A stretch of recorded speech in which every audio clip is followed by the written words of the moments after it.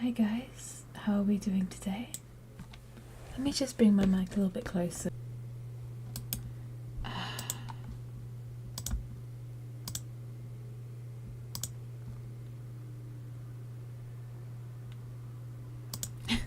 Sorry about that, my Wi-Fi chose to be annoying again. Typical, isn't it? I can't escape it. Nope. So where were we? We're at chapter 10. Let me just edit that.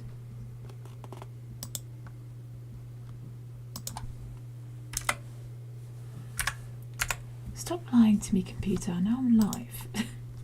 Stop it. Let me just put the sound on for the rain. There we go. Can you guys hear it? Is it good? Is it good? I think everything's nearly ready. Quack. Hi, Kimmy. Quack. Hi, guys.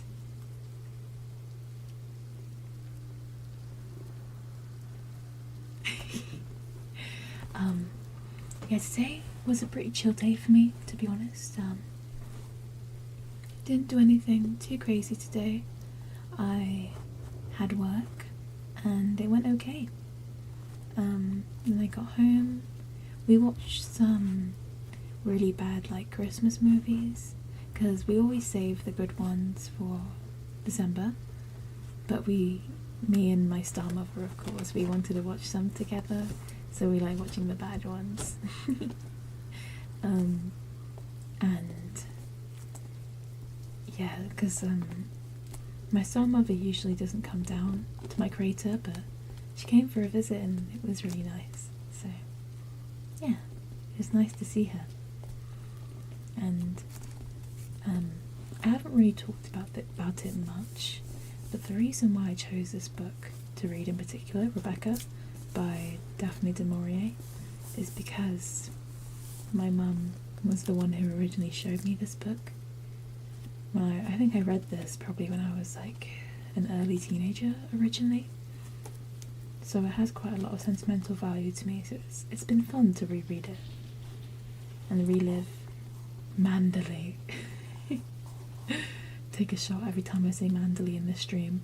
You will die. Please do not. I've got my drink with me today. It's cloudy lemonade, which, can you hear the glass? Yeah, glassy lemonade. Glassy? Cloudy lemonade isn't really my favourite. It's okay. We didn't really have anything else, so anything but water, am I right? Drink water, guys. I'm being serious. Drink water. Drink water. Drink water.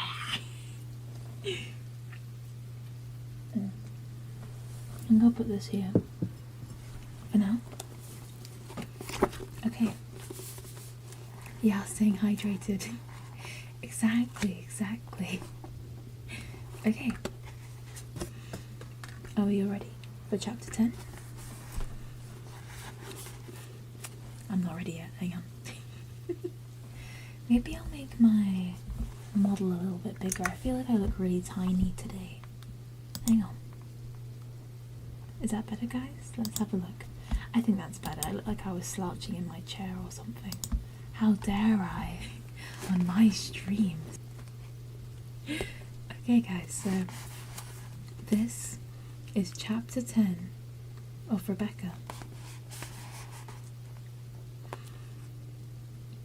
We watched the car disappear round the sweep of the drive, and then Maxim took my arm and said, "Thank God that's that.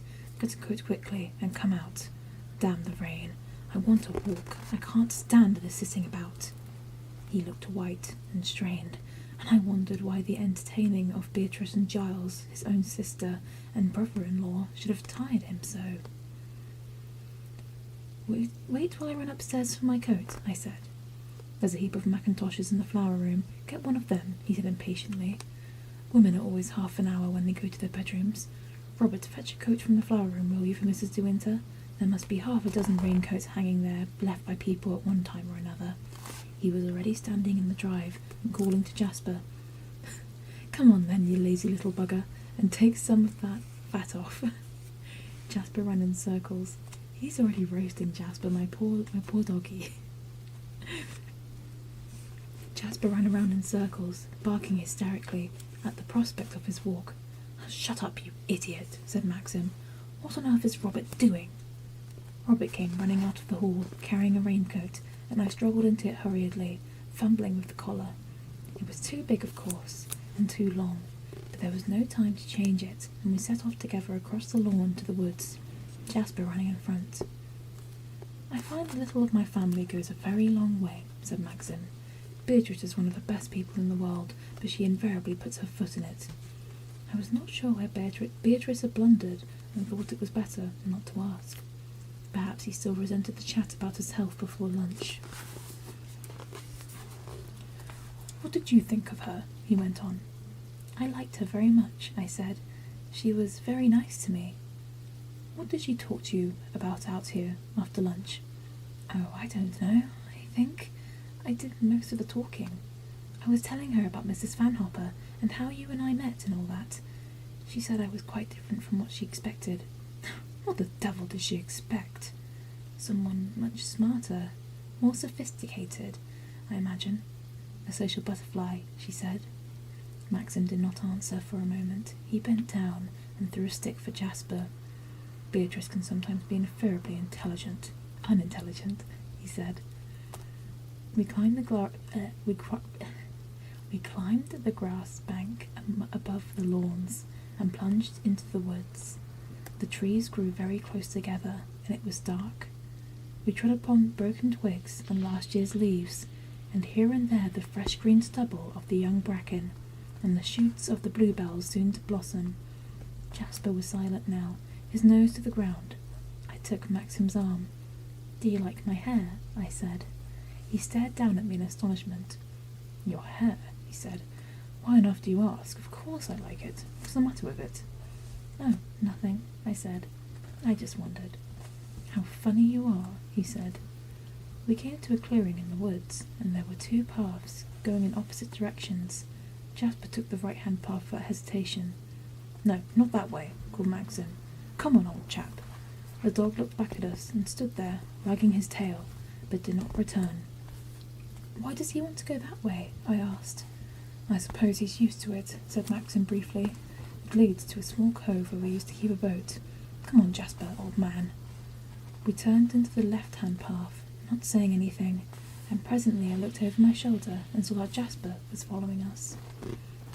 "This brings us to the valley I told you about," said Maxim, "and you shall smell the azaleas. Never mind the rain, it will bring out the scent."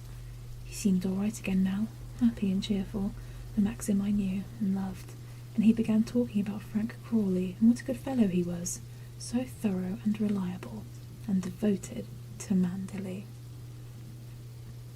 This is better, I thought. This is like it was in Italy, and I smiled up at him, squeezing his arm, relieved that the odd strained look on his face had passed away, and while I said yes, and really, and fancy, darling, my thoughts wandered back to Beatrice, wondering why her presence should have disturbed him, what she had done, and I thought too of all she had said about his temper, how he lost it, she told me, about once or twice a year. She must know him, of course. She was his sister, but it was not what I had thought. It was not my idea of Maxim. I could see him, moody, difficult, irritable, perhaps, but not angry as she had inferred, not passionate. Perhaps she had exaggerated. People were often very wrong about their relatives. "There," said Maxim suddenly. "Take a look at that." We stood on a slope of a wooded hill, and the path wound away before us to a valley by the side of a running stream. There were no dark trees here, no tangled undergrowth, but on either side of the narrow path stood azaleas and rhododendrons, not blood-coloured like the giants in the drive, but salmon, white and gold, things of beauty and of grace, dropping their lovely delicate heads in the soft summer rain. The air was full of their scent, sweet and heady, and it seemed to me as though their very essence had mingled with the running waters of the stream and become one with the falling rain and the dank rich moss beneath our feet. There was no sound here but the tumbling of the little stream and the quiet rain. When Maxim spoke, his voice was hushed too, gentle and low, as if he had no wish to break upon the silence. "We call it the Happy Valley," he said. We stood quite still, not speaking, looking down upon the clear white faces of the flowers closest to us. Maxim stooped and picked up a fallen petal and gave it to me. It was crushed and bruised and turning brown at the curled edge, but as I rubbed it across my hand, the scent rose to me, sweet and strong, vivid as the living tree from which it came. Then the birds began.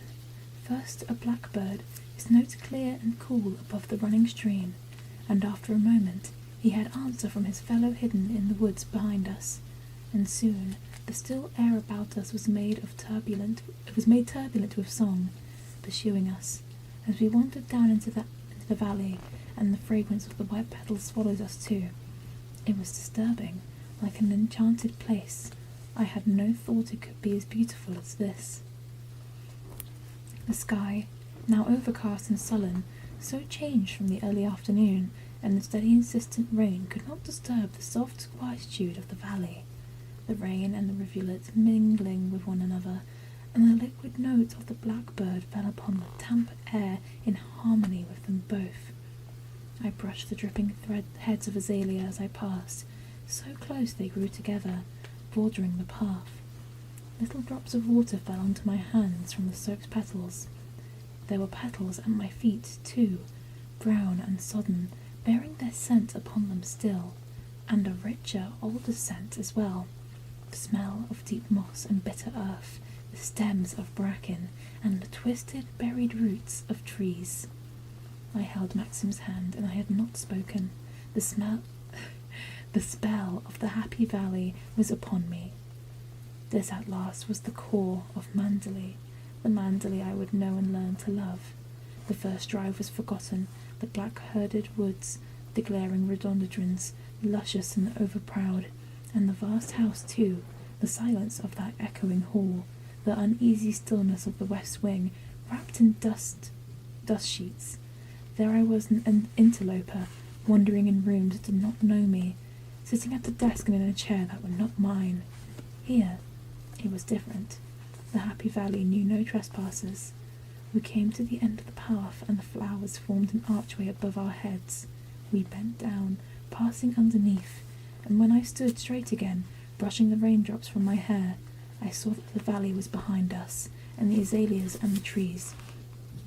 And, as Maxim had described to me that afternoon many weeks ago in Monte Carlo, we were standing in the little narrow cove, the shingle hard and white under our feet, and the sea was breaking on the shore beyond us. Maxim smiled down at me, watching the bewilderment on my face. "It's a shock, isn't it?" he said.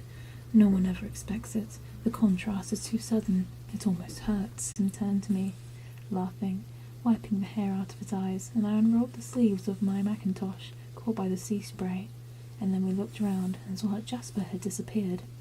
We called and whistled, and he did not come. I looked anxiously towards the mouth of the cove, where the waves were breaking upon the rocks. "No," said Maxim, "we should have seen him. He can't have fallen. Jasper, you idiot, where have you gone?" "Jasper? Jasper?" "Perhaps he's gone back to the Happy Valley," I said. "He was by that rock a minute ago sniffing a dead seagull," said Maxim. We walked up the beach towards the valley once again. "Jasper! Jasper!" called Maxim. In the distance beyond the rocks to the right of the beach I heard a short, sharp bark. "Hear that?" I said. "He's climbed over this way." I began to scramble up the slippery rocks in the direction of the bark. "Come back," said Maxim sharply. "We don't want to go that way. The fool of a dog must look after himself." I hesitated, looked down from my rock. "Perhaps he's fallen," I said. "Poor little chap, let me fetch him." Jasper barked again, further away this time. "Oh, listen," I said. "I must get him. It's quite safe, isn't it? The tide won't have cut him off." "He's all right," said Maxim irritably. "Why not leave him? He knows his own way back." I pretended not to hear, and began scrambling over the rocks towards Jasper. Great jagged boulders screened my view, and I slipped and stumbled on the wet rocks, making my way as best I could in Jasper's direction. It was heartless of Maxim to leave Jasper, I thought, and I could not understand it. Besides, the tide was coming in. I came up beside the big boulder that had hidden the view, and looked beyond it, and I saw, to my surprise, that I was looking down into another cove similar to the one I had left, but wider and more rounded. The small stone breakwater had been thrown out across the cove for shelter, and behind it the bay formed a tiny natural harbour. There was a buoy anchored there, but no boat. The beach in the cove was white shingle, like the one behind me, but steeper, shelving suddenly to the sea. The woods came right down to the tangle of seaweed marking high water, encroaching almost to the rocks themselves, and at the fringe of the woods was a long, low building, half cottage, half boathouse, built of the same stone as the breakwater. There was a man on the beach, a fisherman perhaps, in long boots and a sou'wester, and Jasper was barking at him, running around him in circles, darting at his boots. The man took no notice. He was bending down and scraping at the shingle. "Jasper!" I shouted. "Jasper, come here!" The dog looked up, wagging his tail, but he did not obey me. He went on baiting the solitary figure on the beach. I looked over my shoulder. There was still no sign of Maxim. I climbed down over the rocks to the beach below. My feet made a crunching noise across the shingle, and the man looked up at the sound. I saw then that he had the small slit eyes of an idiot and the red, wet mouth. He smiled at me, showing toothless gums. "Good day," he said. "Dirty, ain't it?" "Good afternoon," I said. "No, I'm afraid it's not very nice weather." He watched me with interest, smiling all the while. "Digging for shell," he said. "No shell here. Been digging since forenoon." "Oh," I said. "I'm sorry you can't find any." "That's right," he said. "No shell here." "Come on, Jasper," I said. "It's getting late. Come on, old boy." But Jasper was in an infuriating mood. Perhaps the wind and the sea had gone to his head, for he backed away from me, barking stupidly, and began racing around the beach after nothing at all. I saw he would never follow me, and I had no lead. I turned to the man, who had bent down again to his futile digging. "Have you got any string?" I said. "No," he said. "Have you got any string?" I repeated. "No shell here," he said, shaking his head. "Been digging since forenoon." He nodded his head at me and wiped his pale blue watery eyes. "I want something to tie the dog," I said. "He won't follow me." He said, and he smiled his poor idiot smile. "All right," I said. "It doesn't matter." He looked at me uncertainly, and then he leant forward and poked me in the chest. "I know that dog," he said. "He comes fra the house." "Yes," I said. "I want him to come back with me now." "He's not yourn," he said. "He's Mrs. De Winter's dog," I said gently. "I want to take him back to the house." He said. I called Jasper once more, but he was chasing a feather blown by the wind. I wondered if there was any string by the boathouse, and I walked up the beach towards it. There must have been a garden once, but now the grass was long and overgrown, crowded with nettles. The windows were boarded up. No doubt. The door was blocked, and I lifted the latch without much hope. To my surprise, it opened after the first stiffness, and I went inside, bending my head because of the low door. I expected to find the usual boat store, dirty and dusty with disuse, ropes and blocks and oars upon the floor. The dust was there, and the dirt too, in places, but there were no ropes or blocks. The room was furnished, and ran the whole length of the cottage. There was a desk in the corner, a table and chairs, and a bed-sofa pushed against the wall. There was a dresser too, with cups and plates, bookshelves, the books inside them, and models of ships standing on top of the shelves. For a moment I thought it must be inhabited.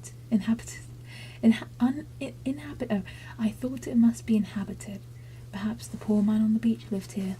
But I looked around me again and saw no sign of recent occupation. That rusted grate knew no fire, this dusty floor no footsteps, and the china there on the dresser was blue spotted with damp. There was a queer musty smell about the place. Cobwebs spun threads upon the ships, models making their own ghostly rigging. No one lived here. No one came here. The door had creaked on its hinges when I opened it. The rain pattered on the roof with hollow sound and tapped upon the broad windows. The fabric on the sofa bed had been nibbled by mice or rats. I could see the jagged holes and the frayed edges.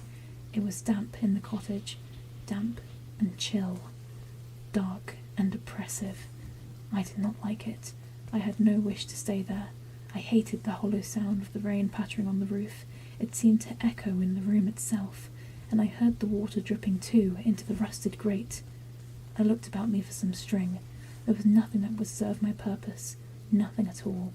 There was another door at the end of the room, and I went to it and opened it, a little fearful now, a little afraid, for I had the odd, uneasy feeling that I might come upon something unawares that I had no wish to see, something that might harm me and might be terrible. It was nonsense, of course, and I opened the door. It was only a boat's door after all. Here were the ropes and blocks I had expected, 2 or 3 sails fenders, a small punt, pots of paints, all the litter and junk that goes with the using of boats. A ball of twine lay on a shelf, a rusted clasp knife beside it. This would be all I needed for Jasper. I opened the knife and cut a length of twine, and came back into the room again. The rain still fell upon the roof and into the grate. I came out of the cottage hurriedly, not looking behind me, trying not to see the torn sofa and the mildewed china, the spun cobwebs on the model ships, and so through the creaking grate and onto the white beach. The man was not digging any more. He was watching me, Jasper at his side. "Come along, Jasper," I said. "Come on, good dog." I bent down, and this time he allowed me to touch him and pull hold of his collar. "I found some string in the cottage," I said to the man. He did not answer, and I tied the string loosely around Jasper's collar. "Good afternoon," I said, tugging at Jasper. The man nodded, staring at me with his narrow idiot's eyes. "I saw we go and wander." Sorry, that was so bad. I was American. "I saw her go in yonder," he said. "Yes," I said. "It's all right. Mrs. De Winter won't mind." "She don't go in there now," he said.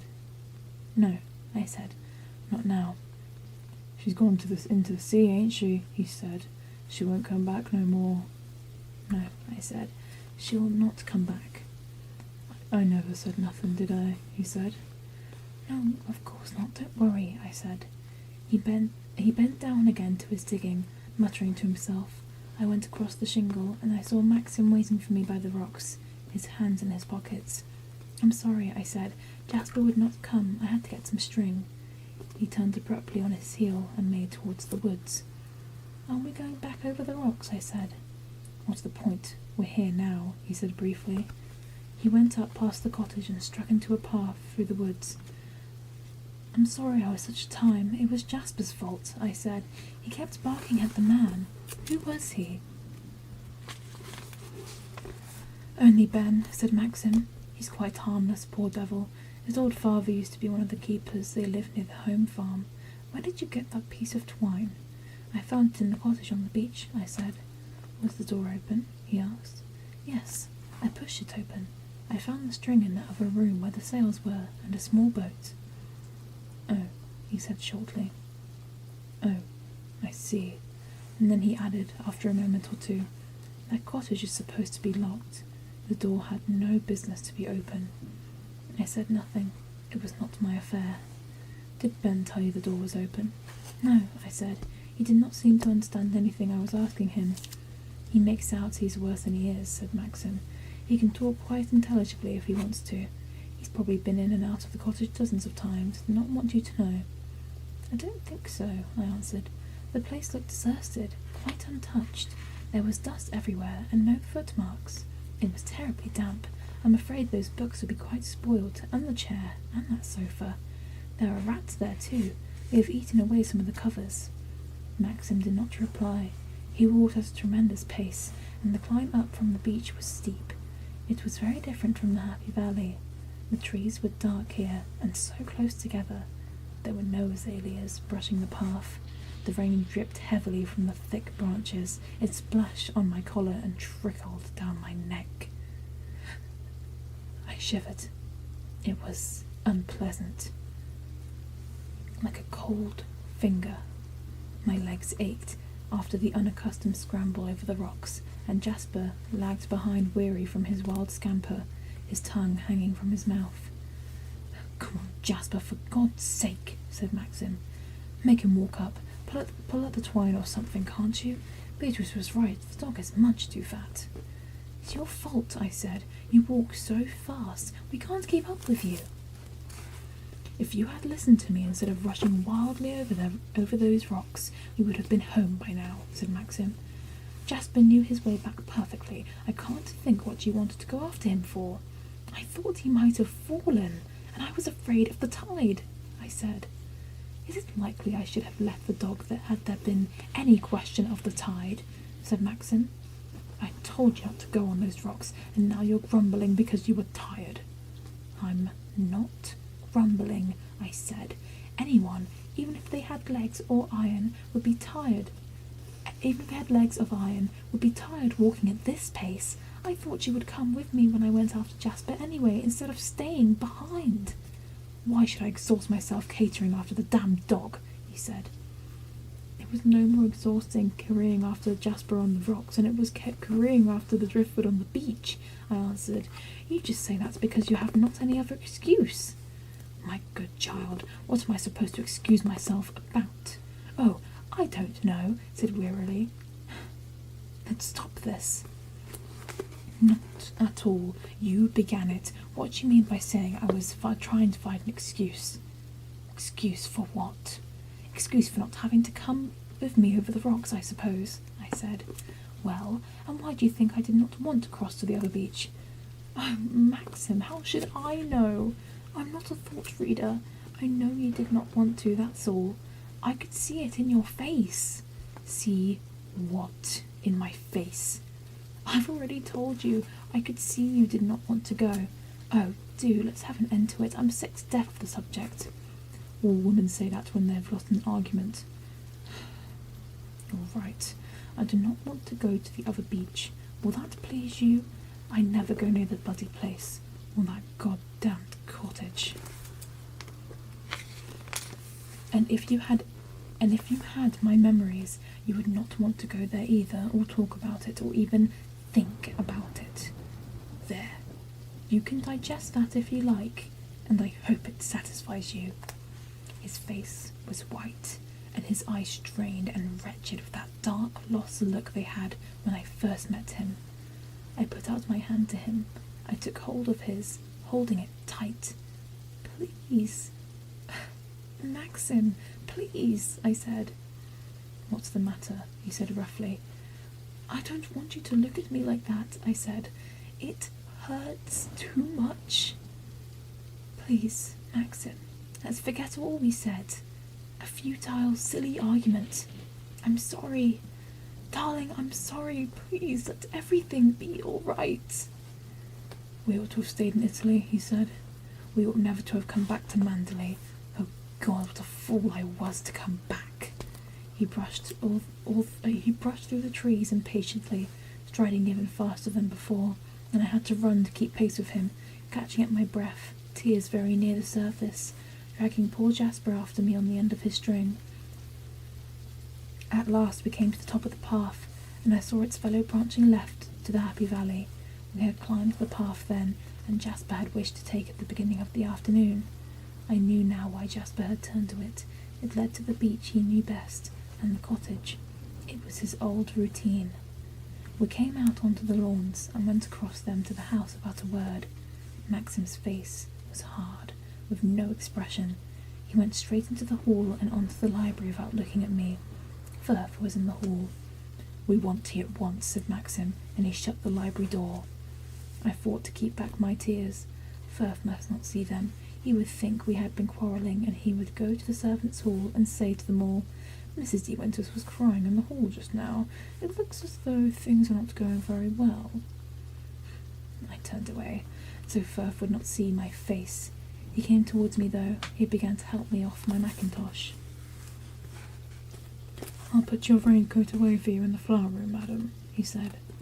"Thank you, Firth," I replied, my face still very away from him. "Not a very pleasant afternoon for a walk, I fear, madam." "No," I said. "No, it was not very nice." "Your handkerchief, madam," he said, picking up something that was fallen on the floor. "Thank you," I said, putting it into my pocket. I was wondering whether to go upstairs or whether to follow Maxim to the library. Firth took the coat to the flower room. I stood there, hesitating and biting my nails. Firth came back again. He looked surprised to see me still there. "There is a good fire in the library now, madam." "Thank you, Firth," I said. I walked slowly across the hall to the library. I opened the door and went in. Maxim was sitting in his chair, Jasper at his feet, the old dog in her basket. Maxim was not reading the paper, though it lay on the arm of the chair beside him. I went and knelt down by his side and put my face close to his. "Don't be angry with me any more," I whispered. He took my face in his hands and looked down at me with his tired, strained eyes. "I'm not angry with you," he said. "Yes," I said. "I've made you unhappy. It's the same as making you angry. You're all wounded and hurt and torn inside. I can't bear to see you like this. I love you so much." "Do you?" he said. "Do you?" He held me very tight, and his eyes questioned me, dark and uncertain. The eyes of a child in pain, a child in fear. "What is it, darling?" I said. "Why do you look like that?" I heard the door open before he could answer, and I sank back on my heels, pretending to reach for a log to throw on the fire, when Firth came into the room, followed by Robert, and the ritual of our tea began. The performance of the day before was repeated.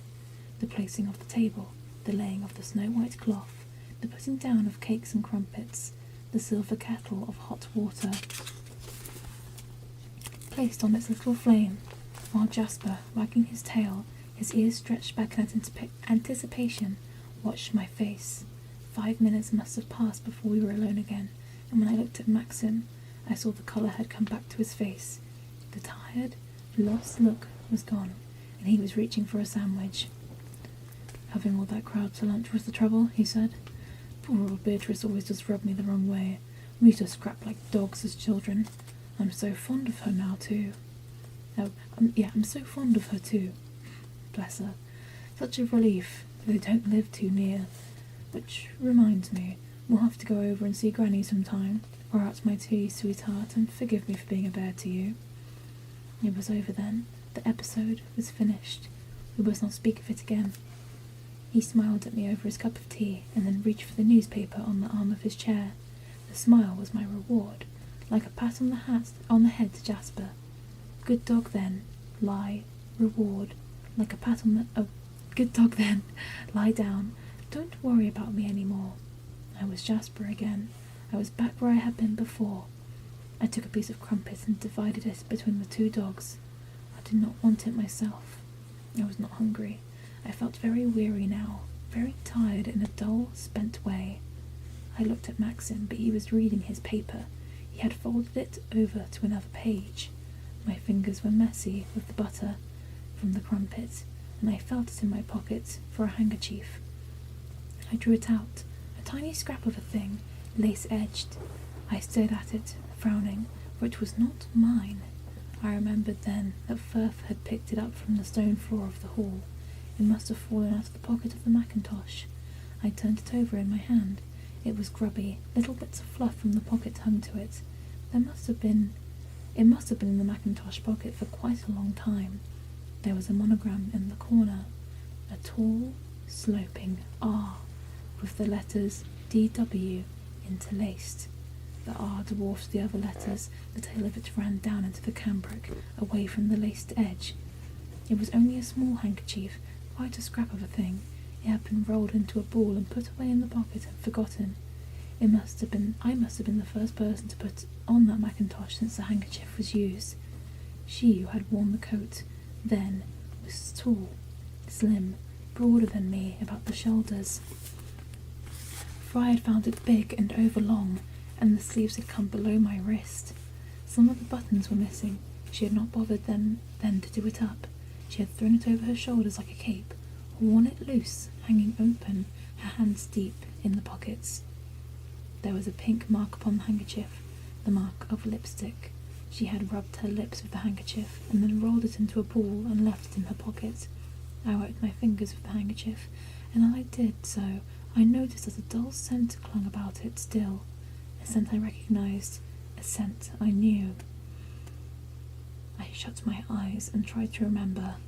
It was something elusive, something faint and fragrant that I could not name. I had breathed it before, touched it surely that very afternoon. And then I knew that the vanished scent upon the handkerchief was the same as the crushed white petals of the azaleas in the Happy Valley. Okay, so at the end of chapter 10, that was really fun. I think I did go a little bit over the top with the acting, but it was fun. Let me have a quick drink here for you guys.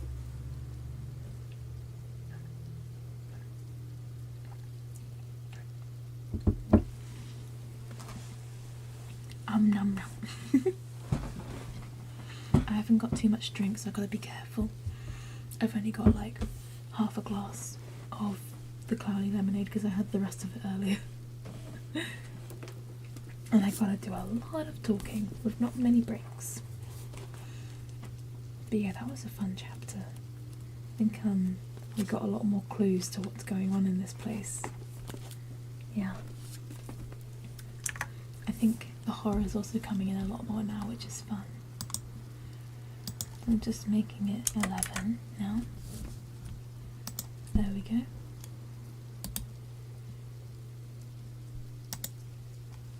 Okay. I'm just going to have a quick breather for a minute.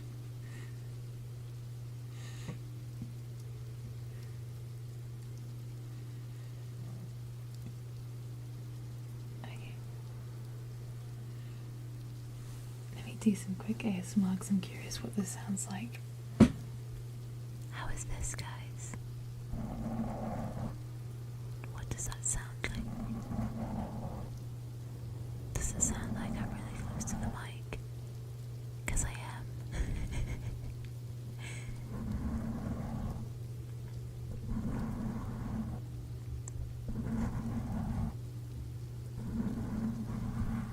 I was also breathing on the mic, I just realised, so that was probably really loud.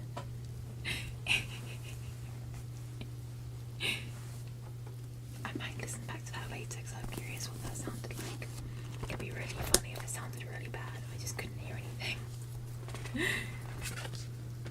Okay, so now we're gonna go back to Mandalay. Yippee! It's time for chapter 11. The weather was wet and cold for quite a week, as it often can be in the West Country in the early summer, and we did not go down to the beach again. I could see the sea from the terrace and the lawns. It looked grey and uninviting. Great rollers sweeping into the bay past the beacon on the headland. I pictured them surging into the little cove and breaking with a roar upon the rocks, then running swift and strong to the shelving beach. If I stood on the terrace and listened, I could hear the murmur of the sea below me, low and sullen, a dull, persistent sound that never ceased. And the gulls flew inland too, driven by the weather. They hovered above the house in circles, wheeling and crying, flapping their spread wings. I began to understand why some people could not bear the clamour of the sea. It has a mournful harping note sometimes, and the very persistence of it, that eternal roll and thunder of and hiss, plays a jagged tune upon the nerves. I was glad our rooms were in the east wing, and I could lean out of my window and look down upon the rose garden. For sometimes I could not sleep, and getting softly out of our bed in the quiet night, I I would wander to the window and lean there, my arms upon the sill, and the air would be very peaceful, very still. I could not hear the restless sea, and because I could not hear it in my thoughts, because I could not hear it, my thoughts would be peaceful too. They would not carry me down that steep path through the woods to the grey cove and the deserted cottage. I did not want to think about the cottage. I remembered it too often in the day. The memory of it nagged at me whenever I saw the sea from the terrace, for I would see once more the blue spots of the china, the spun webs upon the little masts of those model ships, and the rat holes on the sofa bed. I would remember the pattering of the rain on the roof, and I thought of Ben too, with his narrow, watery blue eyes, his sly idiot smile. These things disturbed me. I was not happy about them. I wanted to forget them. But at the same time, I wanted to know why they disturbed me. Why did they make me uneasy and unhappy? Somewhere at the back of my mind, there was a frightened, furtive seed of curiosity that grew slowly and stealthily, for all my denial of it, and I knew all the doubt and anxiety of the child who had been told, "These things are not discussed, they are forbidden." I could not forget the white, lost look in Maxim's eyes when we came up the path through the woods, and I could not forget his words, "Oh God, what a fool I was to come back!" It was all my fault, because I had gone down into the bay. I had opened up a road into the past again, and although Maxim had recovered and was himself again, and we lived our lives together, sleeping, eating, walking, writing letters, driving to the village, working hour by hour through our day, I knew there was a barrier between us because of it.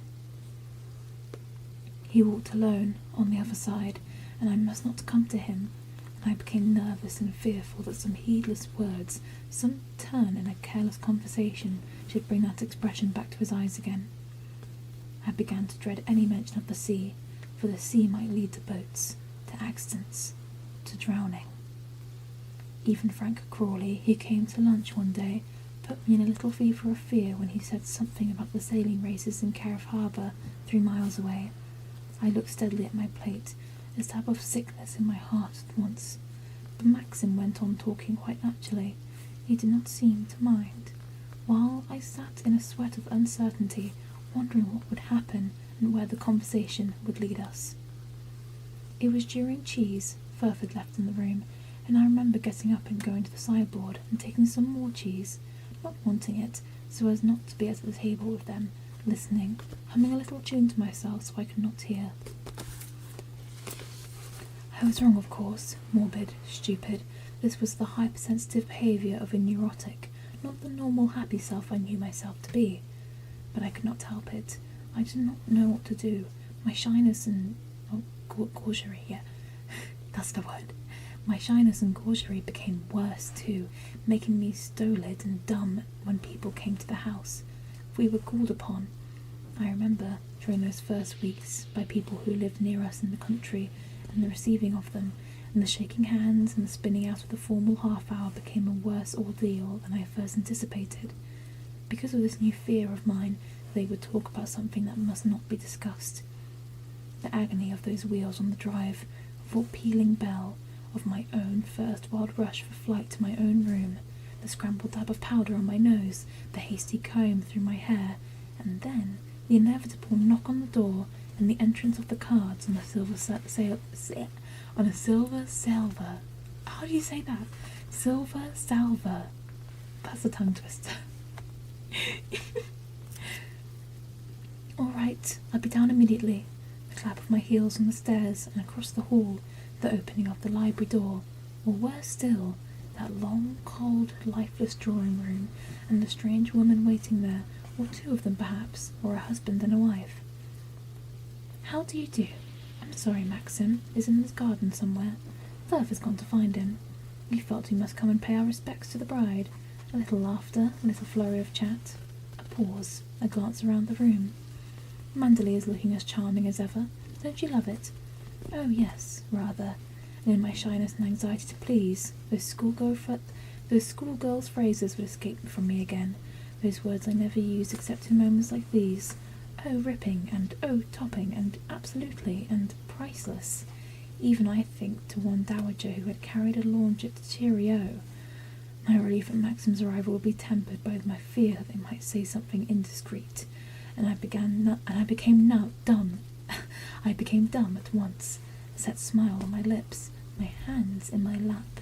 They would turn to Maxim then, talking of people and places I had not met or did not know, and now and again I would find their eyes upon me, doubtful, rather bewildered. I could picture them saying to one another as they drove away, "My dear, what a dull girl, she scarcely opened her mouth," and then the sentence I had first heard upon Beatrice's lips, haunting me ever since the sentence I read in every eye, in every tongue. "She's so different from Rebecca." Sometimes I would glean at little snatches of information to add to my secret store, a word dropped here at random, a question, a passing phrase, and, if Maxim was not with me, the hearing of them would be a furtive, rather painful pleasure, guilty knowledge learnt in the dark. I would return a call perhaps, for Maxim was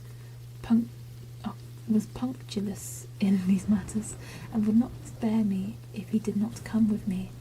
I must brave the formality alone, and there would be a pause in the conversation while I searched for something to say. "Will you be entertaining much at Manderley, Mrs. De Winter?" they would say, and my answer would come, "I don't know. Maxim has not said much about it to the present. No, of course, it's early yet. I believe the house was generally full of people in the old days." Another pause. "People from London, you know. There used to be tremendous parties." "Yes," I would say. "Yes, so I have heard." A further pause, and then the lowered voice that is always used about the dead or in a place of worship. "She was so tremendously popular, you know. Such a personality."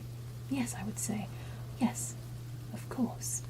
And after a moment or so, I would glance at my watch under the cover of my glove, and say, "I'm afraid I ought to be going. It must be after 4. Won't you stay for tea? We always have it at 1:15. "No, not really. Thanks most awfully. I promised Maxim." My sentence would go trailing off into nothing, but the meaning would be understood. We would both rise to our feet, both of us knowing I was not deceived about her offer for tea, nor she in my mention of a promise to Maxim. I had sometimes wondered what would happen if conversation were denied, if, having got into the car and waved my hand to my hostess on the doorstep, I suddenly opened it again and said, "I don't think I'll go back after all. Let's go to your drawing room again and sit down. I'll stay to dinner if you like, or stop the night." I used to wonder if conversation and good country manners would brave with a surprise, and whether a smile of welcome would be summoned to the frozen face. But, of course, how very delightful of you to suggest it. I used to wish I had the courage to try. But instead, the door would slam. The car would go bowling. The car would go bowling away. The car would go bowling away down the smooth gravel drive, and my late hostess would wander back into her room with a sigh of relief, and become herself again. It was the wife of the bishop in the neighbouring cathedral town who said to me, "Will your husband revive the Manderley fancy dress ball, do you suppose? Such a lovely night always. I shall never forget it." I had to smile as though I knew all about it and say, "We have not decided. There have been so many things to do and to discuss." "Yes, I suppose so, but I do hope it won't be dropped. You must use your influence with him. There was not one last year, of course, but I remember 2 years ago the bishop and I went, and it was quite enchanting. Manderley so lends itself to anything like that. The hall looked so wonderful. They danced there and had the music in the gallery. It was all so in keeping. A tremendous thing to organise, but everybody appreciated it so." "Yes," I said. "Yes, I must ask Maxim about it." I thought of the docketed pigeonhole in the desk in the morning room. I pictured the stack upon stack of invitation cards, the long list of names, the addresses, and I could see a woman sitting there at the desk and putting a V beside the names she wanted, and reaching for the invitation cards, dipping her pens in the ink, writing upon them swift and sure in that long, slanting hand. "There was a garden party too, and we went one summer," said the bishop's wife. everything always so beautifully done, the flowers at their best. A glorious day, I remember. Tea was served at little tables in the rose garden. Such an attractive original idea. Of course, she was so clever. She stopped, turning a little pink, fearing a loss of tact, but I agreed with her at once to save embarrassment, and I heard myself saying boldly, brazenly, Rebecca must have been a wonderful person. I could not believe that I had said the name at last. I waited, wondering what would happen. I had said the name. I had said the word Rebecca aloud. It was a tremendous relief. It was as though I had taken the purge and rid myself of an intolerable pain. Rebecca. I said it aloud. I wondered if the bishop's wife saw the flush on my face, but she went on smoothly with the conversation, and I listened to her greedily, like an eavesdropper at a shuttered door. You never met her, then? She asked, and when I shook my head she hesitated for a moment, a little uncertain of her ground. We never knew her well personally, you know. The bishop was only inducted here 4 years ago, but of course she received us when we went to the ball at the garden party. We dined there too one winter. Yes, she was a very lovely creature, so full of life. She seems to have been so good at everything too, I said, my voice just careless enough to show I did not mind, while I played with the fringe of my glove. It's not often you get someone who is clever and beautiful and fond of sport. No, I suppose you don't, said the bishop's wife. She was certainly very gifted, and beautiful. I can see her now, standing at the foot of the stairs on the night of the ball, shaking hands with everybody. That cloud of dark hair against the very white skin in her costume suited her so. Yes, she was very beautiful. She ran the house herself too, I said, smiling, as if to say, I'm quite at ease. I often discuss her. It must have taken a lot of time and thought. I'm afraid I'd leave it to the housekeeper. Oh well, we can't do everything, and you are very young, aren't you? No doubt in time, when you have settled down. Besides, you have your own hobby, haven't you? Someone told me you were fond of sketching. Oh, that, I said. I don't know that I can count for it as much. It's a nice little talent to have, the bishop's wife. It's not everyone that can sketch. You must not drop it. Manderley must be so full of pretty spots to sketch. Yes, I said. Yes, I suppose so. Depressed by her words, having a sudden vision of myself wandering across the lawns with such camp stool and a box of pencils under one arm, and my little talent, as she described it, under the other. It sounded like a pet disease. Do you play any games? Do you ride or shoot? She asked. No, I said. I don't do anything like that. I'm fond of walking, I added, as a wretched anticlimax. The best exercise in the world, she said briskly. The bishop and I walk a lot.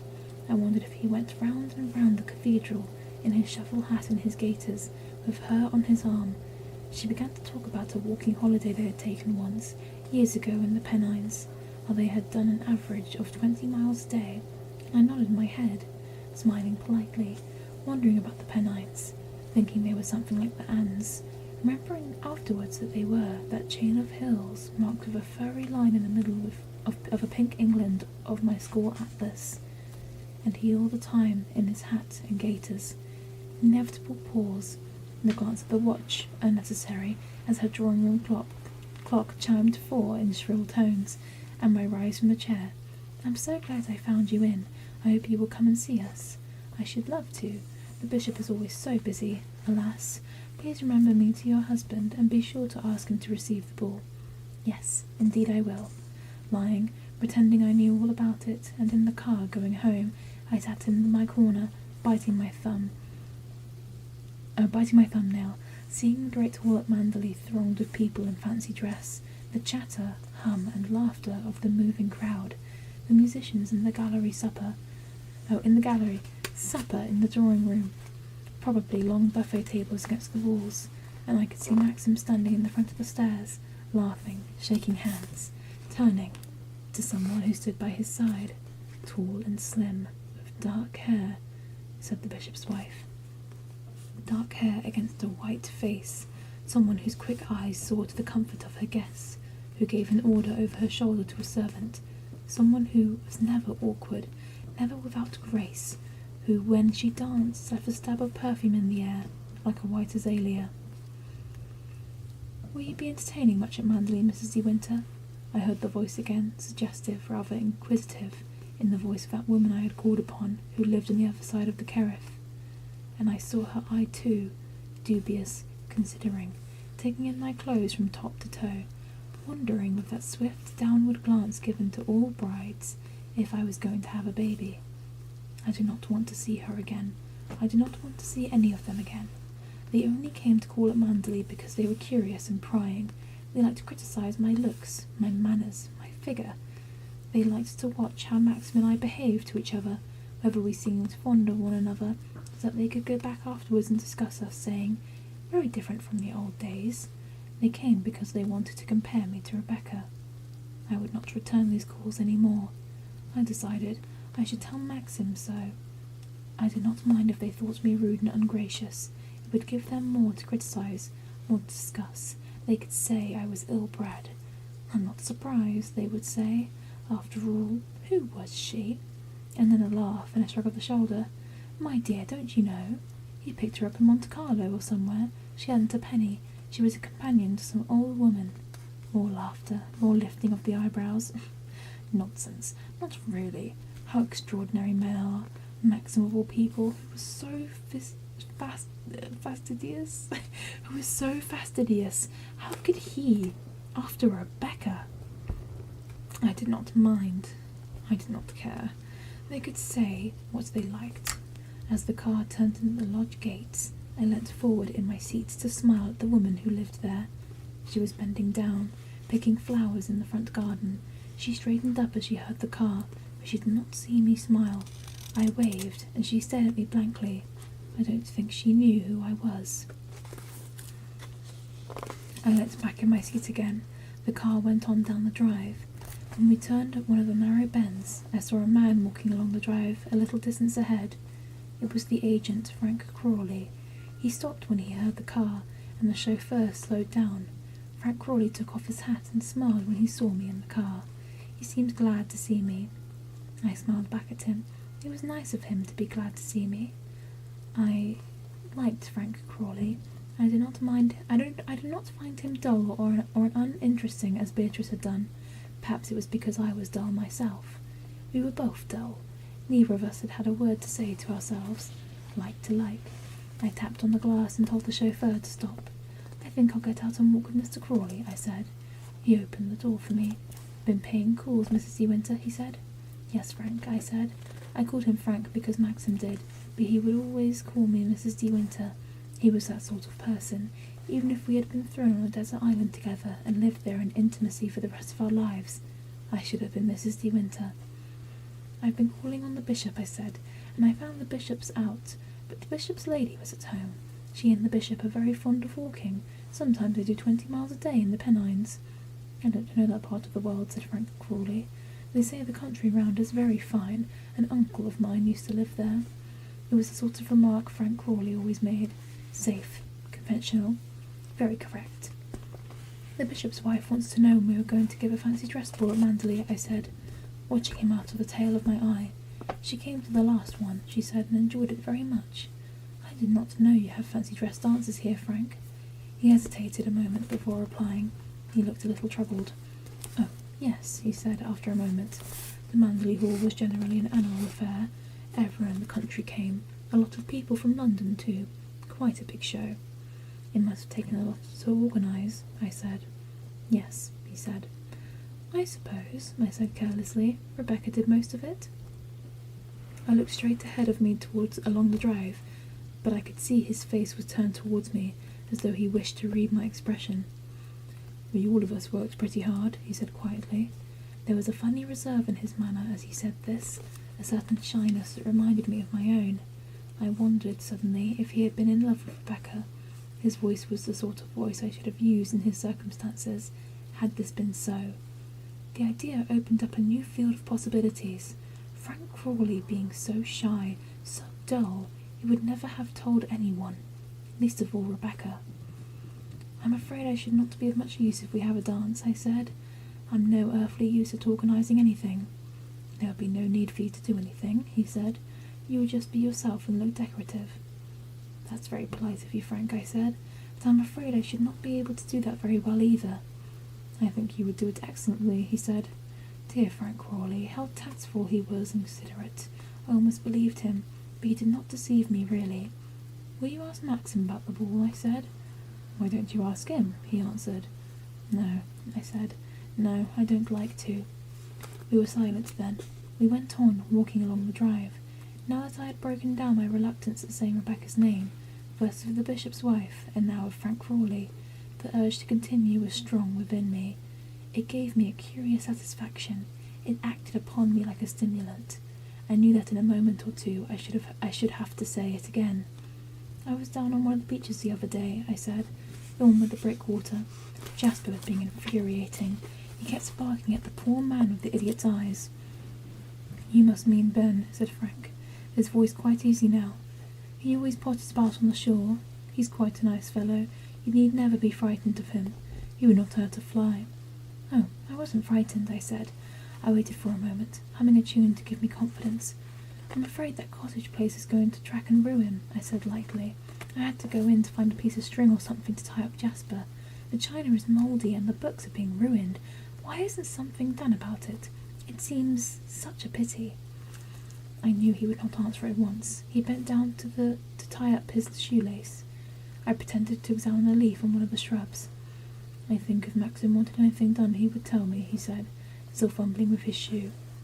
Are they all Rebecca's things? I asked. Yes, he said. I threw the leaf away and picked up another, turning it over in my hands. What did she use the cottage for? I asked. It looked quite furnished. I thought it from the outside it was just a boathouse. It was a boathouse originally, he said, his voice constrained again, difficult, the voice of someone who was uncomfortable about this subject. Then she converted it like that, had furniture put out, and china. I thought it funny the way he called her she. He did not say Rebecca or Mrs. De Winter as I expected him to do so. Did she use it a great deal? I asked. Yes, he said. Yes, she did. Moonlight picnics and one thing and another. They were walking again side by side, I still humming my little tune. How jolly, I said brightly. Moonlight picnics must be great fun. Did you ever go to them? Once or twice, he said. I pretended not to notice his manner, how quiet he had become, how reluctant to speak about these things. Why is the boy there in a little harbour place? I said. The boat used to be moored there, he said. What boat? I asked. Her boat, he said. A strange sort of excitement was upon me. I had to go on with my questions. He did not want to talk about it, I knew that, but although I was sorry for him and shocked at my own self, I had to continue. I could not be silent. What happened to it? I said. Was that the boat she was sailing when she drowned? Yes, he said quietly. It capsized and sank. She was washed overboard. What sort of size boat was it? I asked. About 3 tons. It had a little cabin. What made it capsize? I said. It can be very squally in the bay, he said. I thought of the green sea, foam-flecked, that ran down the channel beyond the headland. Did the wind come suddenly, I wondered, in a funnel from the beacon on the hill, and did the little boat heel to it, shivering, the white sail flat against the breaking sea? Could not someone have got to get her out? I said. Nobody saw the accident. Nobody knew she was gone, he said. I was very careful not to look at him. He might have seen the surprise on my face. I had always thought it happened in a sailing race, that other boats were there, the boats from Kerrith, and that people were watching from the cliffs. I did not know she had been alone, quite alone, out there in the bay. She must have known up at the house, I said. They must have known up at the house, I said. No, he said. She often went out alone like that. She would come back any time of the night and sleep in the cottage on the beach. Was she not nervous? Nervous, he said. No, she was not nervous of anything. Did Maxim mind her going off alone like that? He waited a minute, and then, I don't know, he said, shortly. I had the impression he was being loyal to someone, either to Maxim or to Rebecca, or perhaps even to himself. He was odd. I did not know what to make of it. She must have been drowned then, trying to swim to shore after the boat sank, I said. Yes, he said. I knew how the little boat would quiver and plunge, the water gushing into the steering well, and how the sails would press her down, suddenly horrible, in that gust of wind. It must have been very dark out there in the bay. The shore must have seemed very far to anyone swimming there in the water. "How long afterwards was it that they found her?" I said. "About 2 months, he said. 2 months. I thought drowned people were found after 2 days. I thought they'd be washed up close to the shore when the tide came." "When did they find her?" I asked. "Near Edgecombe." Combe? Yeah, Edgecombe. "About 40 miles up channel," he said. "I had spent a holiday at Edgecombe once when I was 7. It was a big place with a pier and donkeys. I remember riding a donkey along the sands." "How did they know it was her, after 2 months? How could they tell?" I said. I wondered why he paused before each sentence, as though he weighted his words. Had he cared for her then? Had he minded so much? "Maxim went up to Edgecombe to identify her," he said. Suddenly, I did not want to ask him any more. I felt sick at myself, sick and disgusted. I was like a curious sightseer standing on the fringe of a crowd after someone had been knocked down. I was like a poor person in a tenement building where someone had died, asking if I might see the body. I hated myself. My questions had been disregarding. Shameful. Frank Crawley must despise me. "It was a terrible time for you," I said rapidly. "I don't suppose you like being reminded about it. I just wondered if there was anything one could do to the cottage, that's all. It seems such a pity that all the furniture must be spoiled by the damp." He did not say anything. I felt hot and uncomfortable. He must have sensed that it was not concern for the empty cottage that had prompted me all these questions, and how he was silent because he was shocked at me. Ours had been comfortable, steady sort of friendship. I had felt him an ally. Perhaps I had destroyed this, and he would never feel the same about me again. "What a long drive this is," I said. "It always reminds me of the path in the forest in a Grimm's fairy tale, where the prince gets lost, you know. It's always longer than one expects, and the trees are so dark and close." "Yes, it is rather exceptional," he said. I could tell by his manner he was still on guard, as though waiting for a further question from me. There was an awkwardness between us that could not be ignored. Something had to be done about it, even if it covered me with shame. "Frank," I said desperately, "I know what you were thinking. You can't understand why I asked all those questions just now. You think I'm morbid and curious in a rather beastly way. It's not that, I promise you. It's only that sometimes I feel myself at such a disadvantage.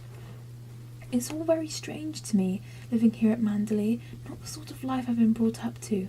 When I go returning those calls like these afternoons, I know people are looking me up and down, wondering what sort of success I'm going to make of it. I can imagine them saying, 'What on earth does Maxim see in her?' And then, Frank, I begin to wonder myself, and I begin to doubt, and I have a fearful, haunting feeling that I should never be married, that I never should have married Maxim, that we are not going to be happy. You see, I know that all the time. Whenever I meet anyone new, they are all thinking the same thing. How different is she to Rebecca?" I stopped breathless, already a little ashamed of my outburst, feeling that now at any rate I had burnt my boats for all time. He turned to me, looking very concerned and troubled. "Mrs. De Winter, please don't think that," he said. "For my part, I can't tell you how delighted I am that you have married Maxim. It will make all the difference to his life. I am positive that you will make a great success of it. From my point of view, it's very refreshing and charming to find someone like yourself who's not entirely, he blushed, searching for a word, not entirely au fait, shall we say, with the ways at Manderley. And if people around here give you the impression that they are criticising you, it's most damnably offensive of them, that's all. I've never heard a word of criticism, and if I did, I should take great care that it was never uttered again." "That's very sweet of you, Frank," I said. And what you say helps enormously. I dare say I've been very stupid, and I'm not good at meeting people. I've never had to do it, and all the time I keep remembering how it must have been at Manderley before, when there was someone there who was born and bred to it, that did it all naturally without effort. And I realise every day that things I lack, confidence, grace, beauty, intelligence, wit, all the qualities that mean most in a woman, she possessed. It doesn't help, Frank. It doesn't help. He said nothing. We went on, looking anxious and distressed. He pulled out his handkerchief and blew his nose. You must not say that, he said. Why not? It's true, I said. You have qualities that are just as important, far more so, in fact. It's perhaps cheeks of me to say so.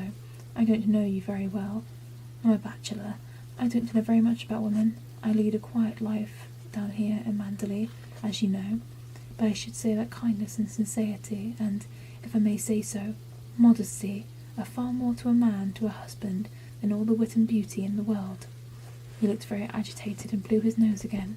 I saw that I had upset him far more than I had upset myself, and the realization of this calmed me and gave me a feeling of superiority. I wondered why he was making such a fuss. After all, I had not said very much. I had only confessed my sense of insecurity, following me as I did upon Rebecca, and she must have seen those qualities that he presented to me as mine. She must have been kind and sincere with all her friends, her boundless popularity. I was not sure what he meant by modesty. It was a word I had never understood. I always imagined it had something to do with meeting people in a passage on the way to the bathroom. Poor Frank, and Beatrice would call him a dull man, with never a word to say for himself. Well, I said, rather embarrassed. Well, I don't know about all that.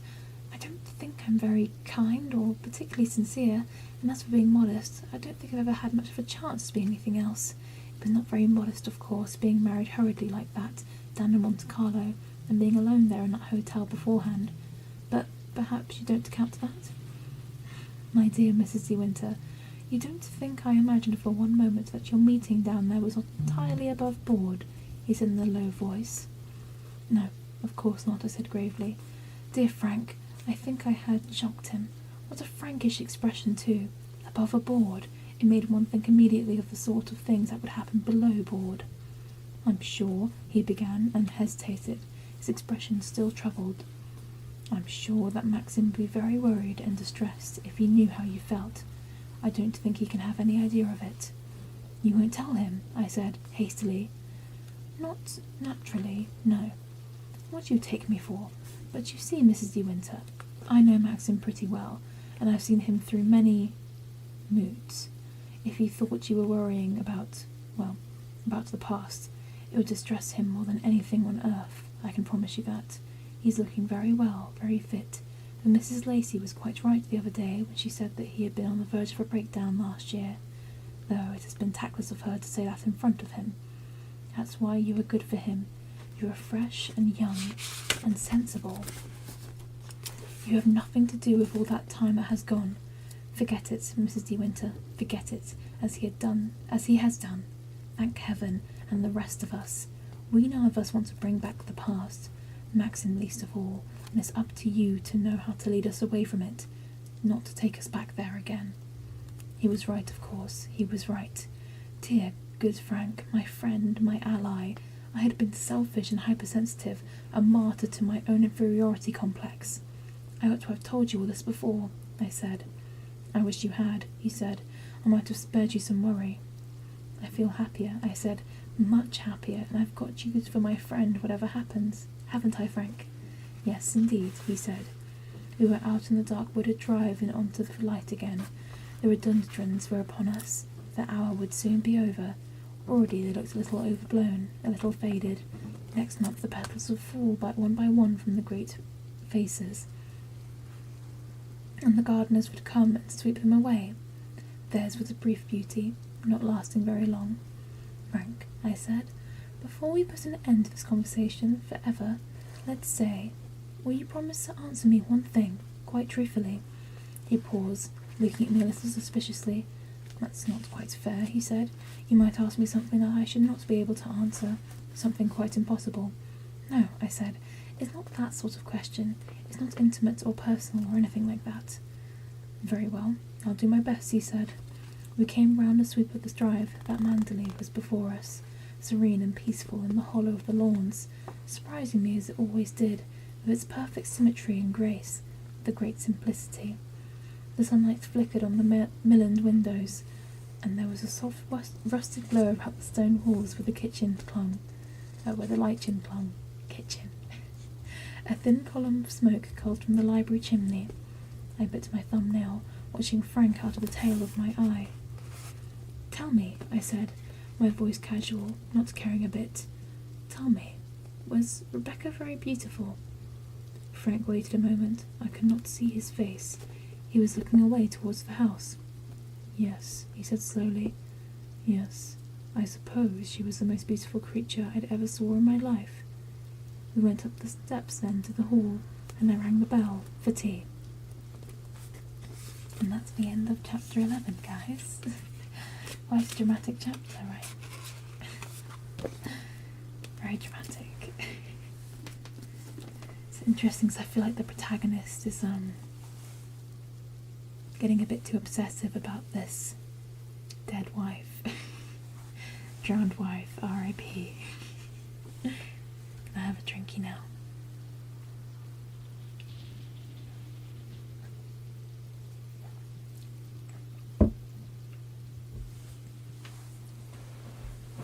Whoa. This seat gets uncomfortable to sit on sometimes. Ow. Ow. I kind of want to test out some more ASMR really quick because I'm really curious what it sounds like. Hang on.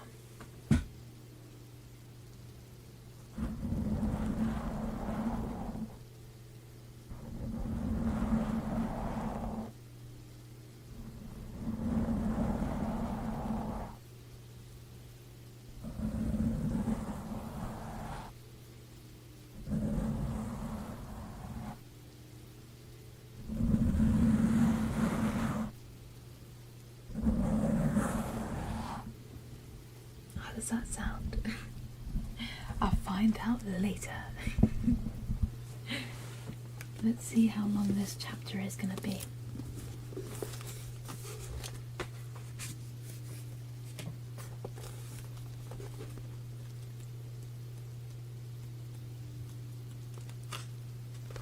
Not too bad. How long is the one after that? Because I'll see how much time we have left. A little bit longer, but I think we'll have time to do these chapters. Okay. So this is chapter 12. I did not see much of Mrs. Danvers. She kept very much to herself. She still rang the house telephone in the morning room every day and submitted the menu to me as a matter of form, but that was the limit of our intercourse. She had engaged a maid for me, Clarice, the daughter of somebody on the estate, a nice, quiet, well-mannered girl who, thank heaven, had never been in service before and had no alarming standards. I think she was the only person in the house who stood in awe of me. To her, I was the mistress. I was Mrs. De Winter. The possible gossip of the others could not affect her. She had been away for some time, brought up by an aunt 15 miles away. In a sense, she was very new to Manderley as I was. I felt at ease with her. I did not mind saying, "Oh, Clarice, would you mend my stopping?" The housemaid Alice had been so superior. I used to sneak my chemis and nightgowns out of my drawer and mend them myself rather than ask her to do them. I had seen her once with one of my chemises over her arm, examining the plain material with small edging of lace. I shall never forget her expression. She looked almost shocked, as though her own personal pride had received a blow. I had never thought about my underclothes before. As long as they were clean and neat, I had not thought of the material or the existence of lace mattered. Brides, one read about, had trousseaux, that's a French word, I'm sorry, dozens of sets at a time, and I never bothered. Alice's face taught me a lesson. I wrote quickly to a shop in London and asked for a catalogue of underlinen. By the time I had made my choice, Alice was looking after me no longer, and Clarice was installed instead.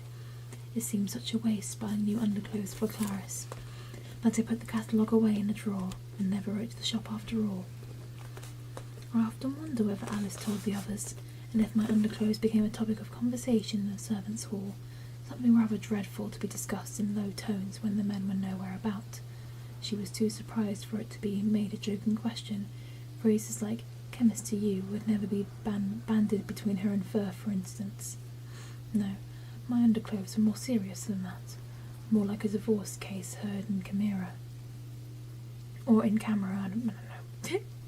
At any rate, I was glad when Alice surrendered me to Clarice. Clarice would never know my real lace from false. It was so considerate of Mrs. Danvers to have engaged her. She must have thought we would be fit company, one for the other.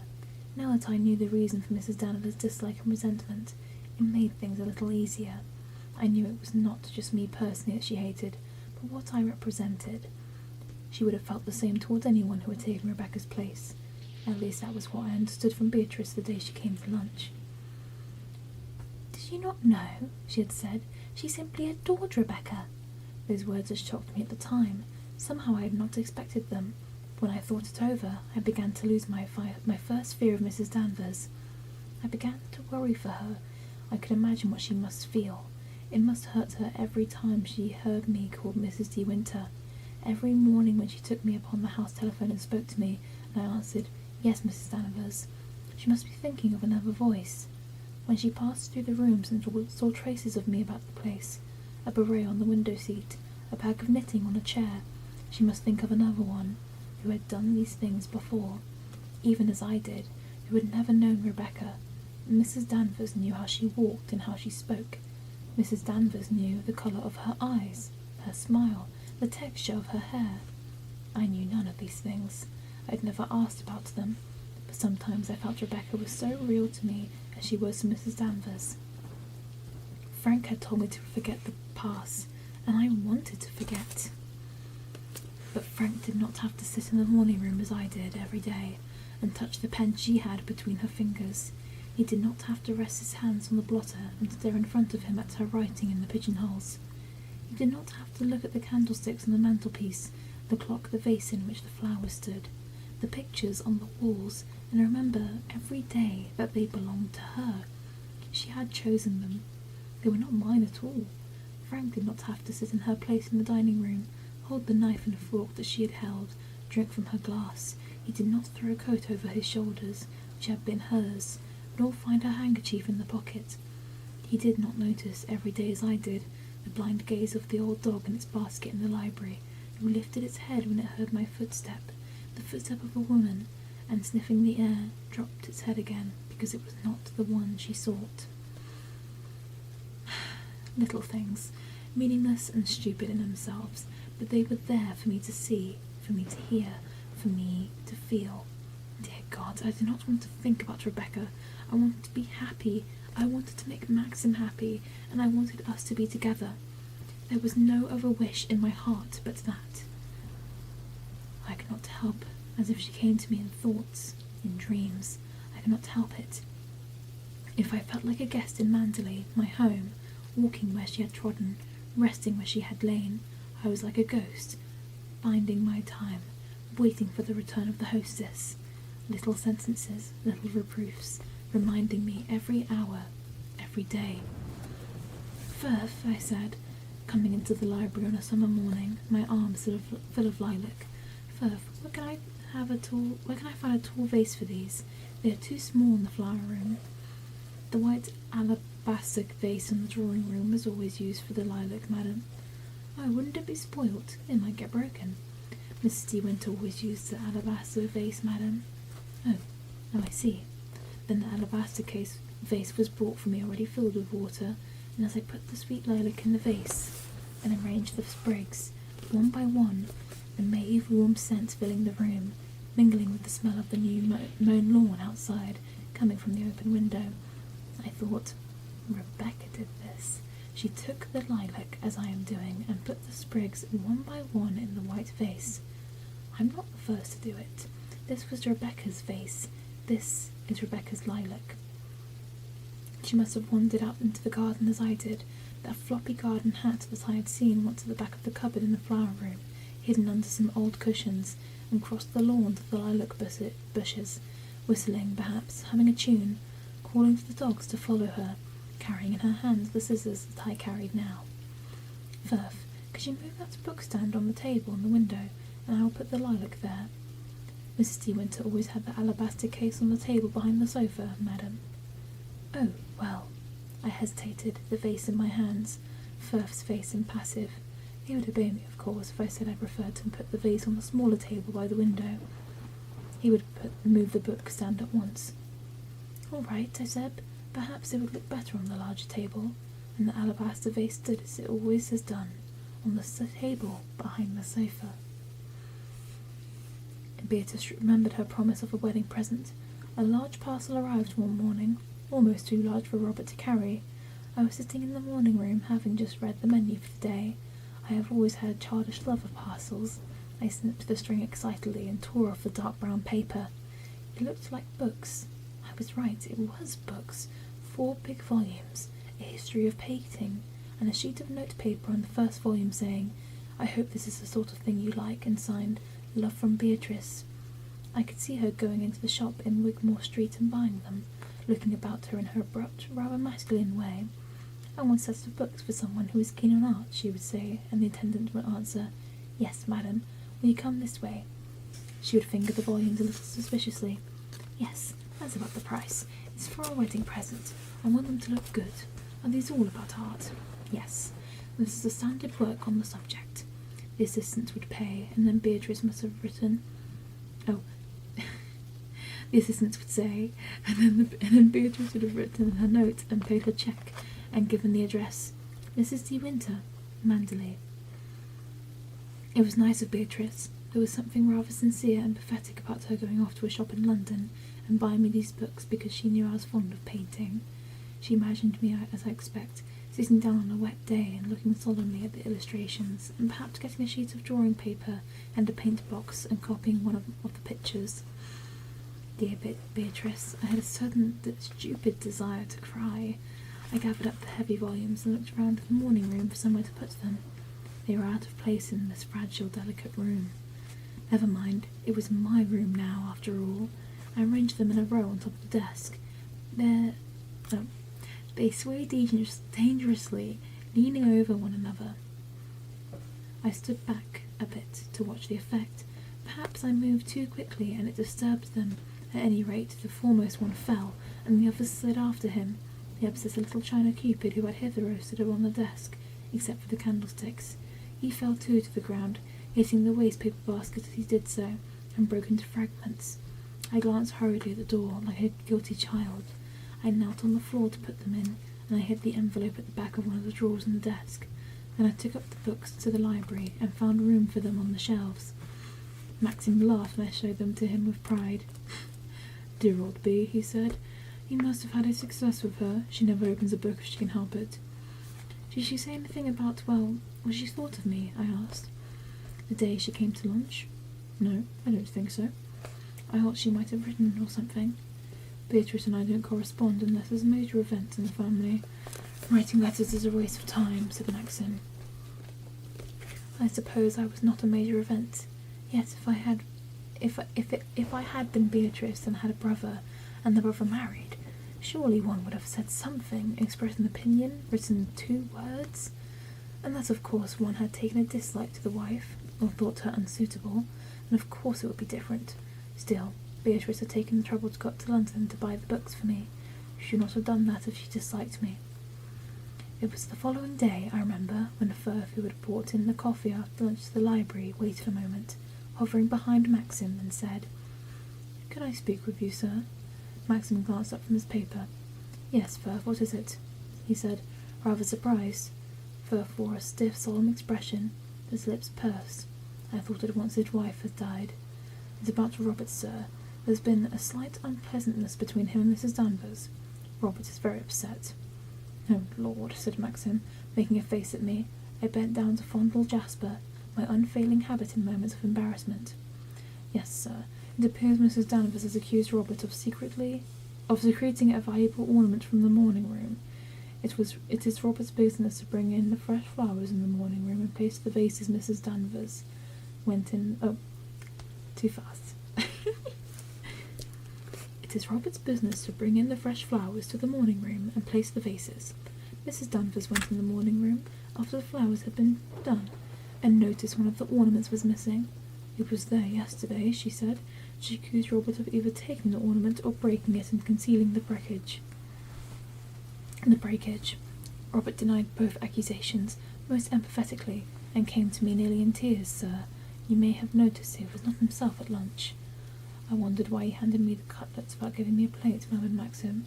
I did not know Robert was so sensitive. Well, I suppose someone else did it, one of the maids. No, sir. Mrs. Danvers went to the room before the girl had done the room. Nobody had been there since Madam yesterday, and Robert's first thing with the flowers. It makes it very unpleasant for Robert and myself, sir. Well, of course it does. Well, you had better ask Mrs. Danvers to come here, and we'll get to the bottom of it. What ornament was it, anyway? The china cupid, sir. The one that stands on the writing table. Oh, Lord, it's one of our treasures, isn't it? It will have to be found. Get hold of Mrs. Danvers at once. Very good, sir. Firth left the room, and we were alone again. What a confounded nuisance, said Maxim. That cupid is worth a hell of a lot. How I loathe servants' rows, too. I wonder why they come to me about it. That's your job, sweetheart. I looked up from Jasper, and my face red as fire. Darling, I said, I meant to tell you before, but I had forgot. The fact is I broke that cupid when I was in the morning room yesterday. You broke it? Well, why the hell didn't you tell me that Firth was there? When Firth was here? I don't know. I didn't like to. I was afraid he would think me a fool. He'll think you much more of a fool now. You have to explain to him and Mrs. Danvers. Oh, no, please, Maxim, you can't tell them. Oh, wait, no. Oh, please, Maxim, you tell them. Let me go upstairs. Don't be a little idiot. Anyone would think you were afraid of them. I am afraid of them. At least not afraid, but... The door opened, and Firth ushered Mrs. Danvers into the room. I looked nervously at Maxim. He shrugged his shoulders, half amused, half angry. It was a mistake, Mrs. Danvers. Apparently Mrs. De Winter broke the cupid herself and forgot to say anything, said Maxim. They all looked at me, like I was a child again. I was still aware of my guilty flush. I'm so sorry, I said, watching Mrs. Danvers. I never thought Robert would get into any trouble. Is it possible to repair the ornament, madam? Said Mrs. Danvers. She did not seem to be surprised that I was the culprit. She looked at me with her white skull's face and her dark eyes. I felt she had known it was me all along and had accused Robert to see if I would have the courage to confess. I'm afraid not, I said. It's smashed in little pieces. What did you do with the pieces? Asked Maxim. It was like being a prisoner, giving evidence, how paltry and mean my actions sounded, even to myself. I put them into an envelope, I said. Well, what did you do with this envelope? Said Maxim, lighting a cigarette, his tone a mixture of amusement and exasperation. I put it in the back of one of the drawers in the writing desk, I said. It looks as though Mrs. De Winter thought you would have put her in prison, doesn't it, Mrs. Danvers? Said Maxim. Perhaps she would find the envelope and send the pieces up to London. If they are too far gone to mend it, it can't be helped. All right, Firth, tell Robert to dry his tears. Mrs. Danvers lingered when Firth had gone. I will apologise to Robert, of course, she said, but the evidence pointed so strongly to him. It did not occur to me that Mrs. De Winter had broken the ornament herself. Perhaps, if such a thing should happen again, Mrs. De Winters will tell me personally, and I will have the matter attended to. It would save everybody a lot of unpleasantness. Naturally, said Maxim impatiently. I can't think why she didn't do yesterday. I was just going to tell her that when you came into the room. Perhaps Mrs. De Winter was not aware of the value of the ornament, said Mrs. Danvers, drawing her eyes towards me. Yes, I said wretchedly. Yes, I was afraid it was valuable. That's why I swept the pieces up so carefully. And hid them in the back of a drawer where no one would find them, eh? Said Maxim, with a laugh and a shrug of the shoulders. Is that not the sort of thing between maid and Is not that the sort of thing that between maid is supposed to do, Mrs. Danvers? The between maid at Manderley would never be allowed to touch the valuable things in the morning room, sir, said Mrs. Danvers. No, I can't see you letting her in, said Maxim. It's very unfortunate, said Mrs. Danvers. I don't think we have ever had any breakages in the morning room before. We were always so particular. I have done the dusting in there myself since last year. There was no one I could trust. When Mrs. De Winter was alive, she used to do the valuables. We used to do the valuables together. Yes, well, it can't be helped, said Maxim. All right, Mrs. Danvers. She went out of the room, and I sat on the window seat, looking out of the window. Maxim picked up his paper again. Neither of us spoke. I'm awfully sorry, darling, I said, after a moment. It was very careless of me. I can't think how it happened. I was just arranging those books on the desk to see if they would stand, and the Cupid slipped. My sweet child, forget it. What does it matter? It does matter. I ought to have been more careful. Mrs. Danvers must be furious with me. What the devil has she got to do with this? What the devil has she got to be furious about? It's not her bit of china. No, but she takes such pride in it all. It's so awful to think nothing in there has ever been broken before. It had to be me. Better you than the luckless Robert. I wish it had been Robert. Mrs. Danvers would never forgive me. Damn Mrs. Danvers, said Maxim. She's not God Almighty, is she? I can't understand you. What do you mean by saying you're afraid of her? I do not mean afraid exactly. I don't see much of her. It's not that... I can't really explain. You do such extraordinary things, said Maxim. Fancy not getting hold of her when you broke the thing and saying, Here, Mrs. Danvers, get this mended. She'd understand that.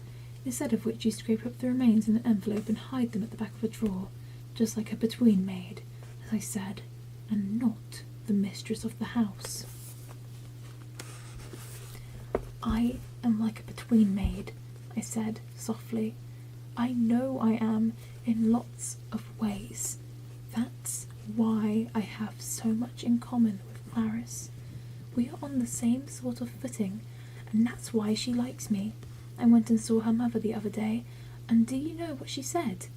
I asked her if she thought Clarice was happy with us, and she said, Oh yes, Mrs. De Winter, Clarice seems quite happy. She says, It's not like being with a lady, Mum, it's like being with one of ourselves. Do you suppose she meant it as a compliment, or not? God knows, said Maxim.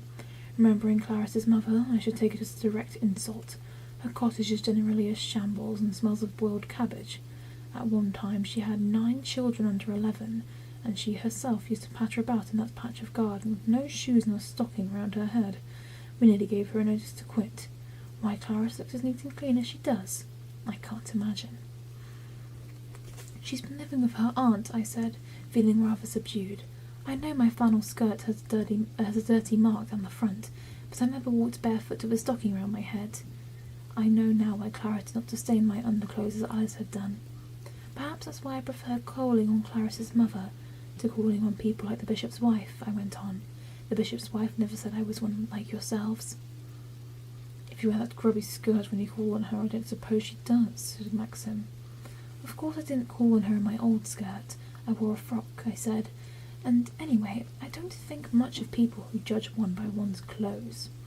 I hardly think the bishop's wife cares 2 pence about clothes, said Maxim, but she may have been rather surprised if you sat on the extreme edge of the chair and answered yes and no, like someone after a new job, which you did the only time we returned to call together.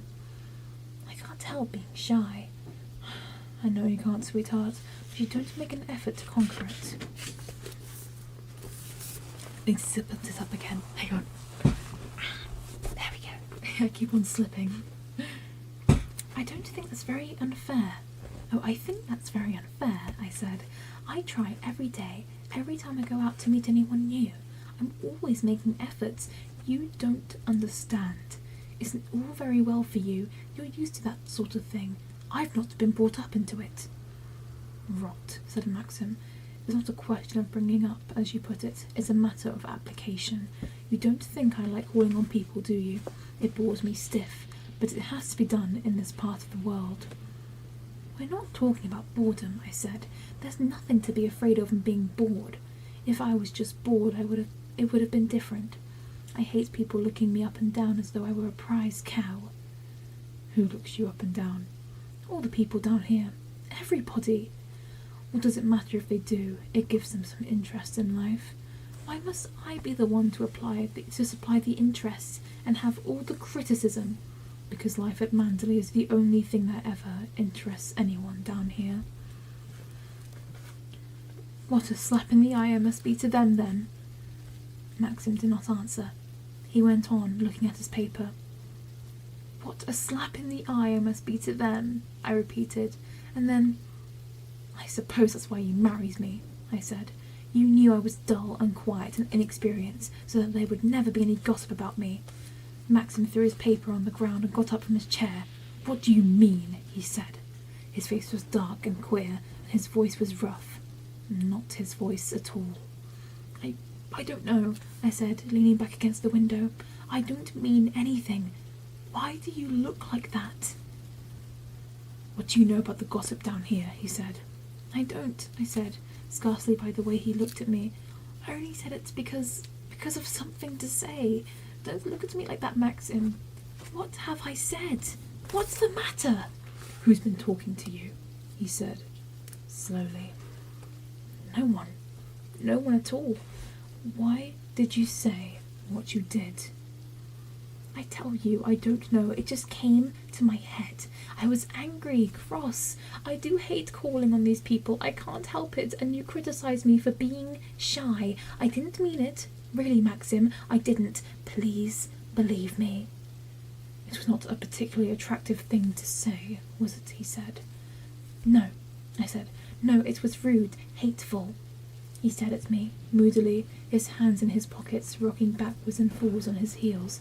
I wonder if I did a very selfish thing in marrying you, he said. He spoke slowly, thoughtfully. I felt very cold, rather sick. How do you mean? I said. I'm not too much of a companion to you, am I? He said. There have been too many years between us. You ought to have waited and then married a boy of your own age. Not someone like me, with half his life behind him. That's ridiculous, I said hurriedly. You know age doesn't mean anything in marriage. Of course we are companions. Are we? I don't know, he said. I knelt up on the window seat and put my arms round his shoulders. Why do you say these things to me? I said.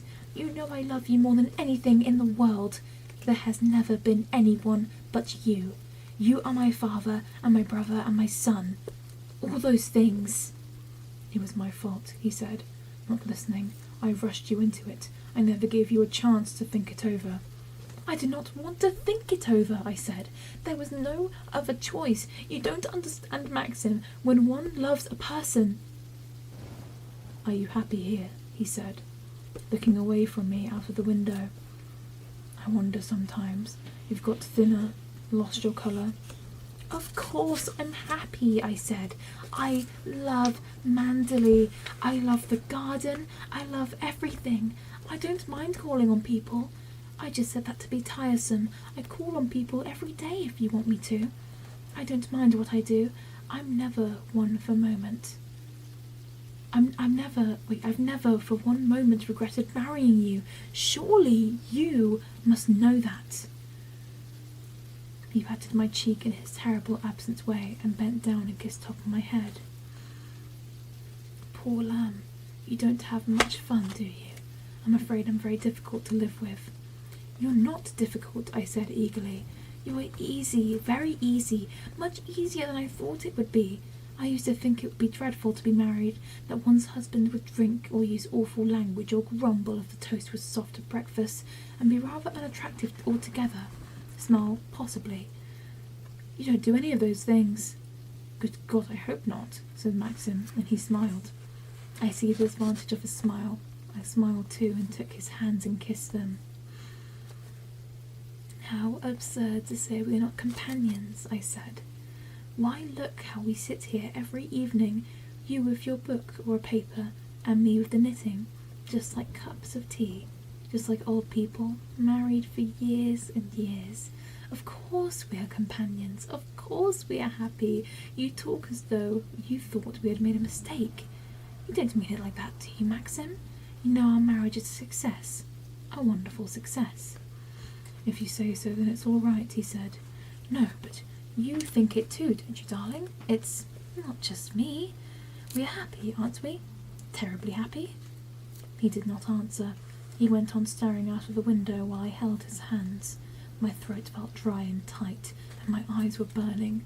Oh God, I thought, this is like two people in a play. In a moment the curtain will come down. We shall bow to the audience and go off in our dressing rooms. This can't be a real moment in the lives of Maxim and myself. I sat down on the window seat and let go of his hands. I heard myself speaking in a hard, cool voice. If you don't think we are happy, it would be much better if you would admit it. I don't want you to pretend anything. I'd much rather go away, not live with you anymore. It was not really happening, of course.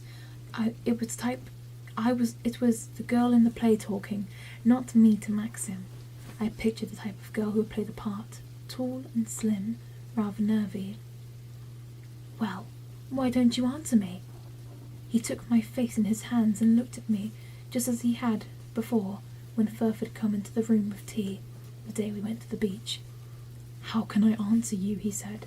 I don't know what the answer myself. If you say we are happy, let's leave it at that. It's something I know nothing about. I take your word for it. It's something I know... Oh wait, that's what I said. We are happy. All right then, that's agreed. He kissed me again, and then walked away across the room.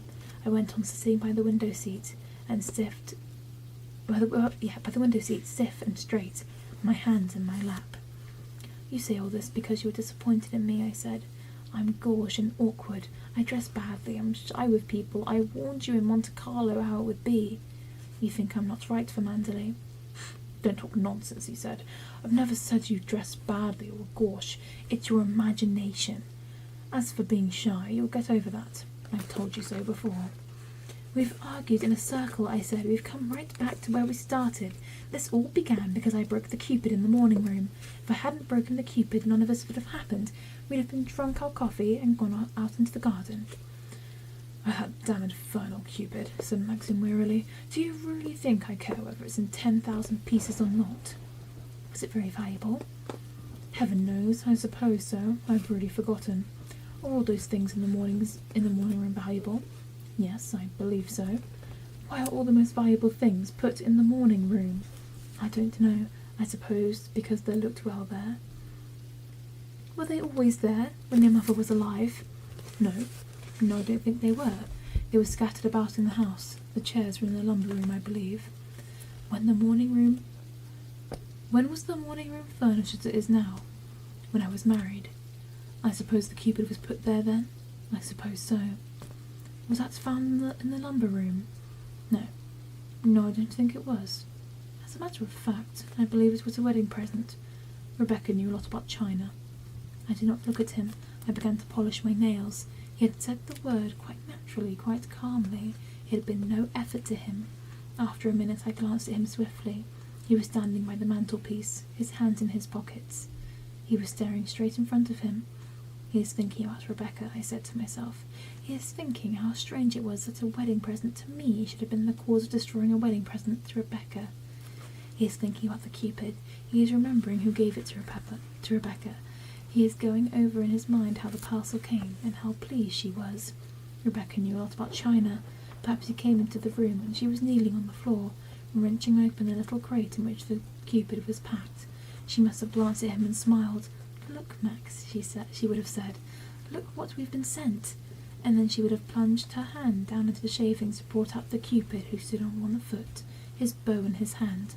We'll have it in the morning room, she must have said, and he must have knelt down beside her, and they must have looked at the Cupid together. I went on polishing my nails. They were scrubby, like a schoolboy's nails. The cuticles grew over the half-moons. The thumb was bitten nearly to the quick. I looked at Maxim again. He was standing in front of the fireplace. What are you thinking about? I said. My voice was steady and cool, not like my heart, thumping inside me, nor like my mind, bitter and resentful. He lit a cigarette. Surely the 25th that day, and we had only just finished lunch. He threw the match into the empty grate. He picked up the paper. Nothing very much. Why? He said. Oh, I don't know, I said. You looked so serious, so far away. He whistled a tune absently, the cigarette twisting in his fingers. As a matter of fact, I was wondering if they had chosen the sorry side to play Middlesex of the Oval, he said. He sat down in the chair again and folded the paper. I looked out of my window. Presently Jasper came to me and climbed onto my lap. that's the end of chapter 13. Looks like chapter 13, sorry, chapter 12, sorry. I forgot to change the number. Looks like there's trouble in paradise, huh? Okay, let me change the number again. Chapter 12. I know I said I did one more chapter, but I'm a bit worried that because tomorrow's an early start for me, so I might need to finish early. I'm really sorry about that, because the next chapter is a little bit longer than the last one. Because I think it's... hang on, let me just double check.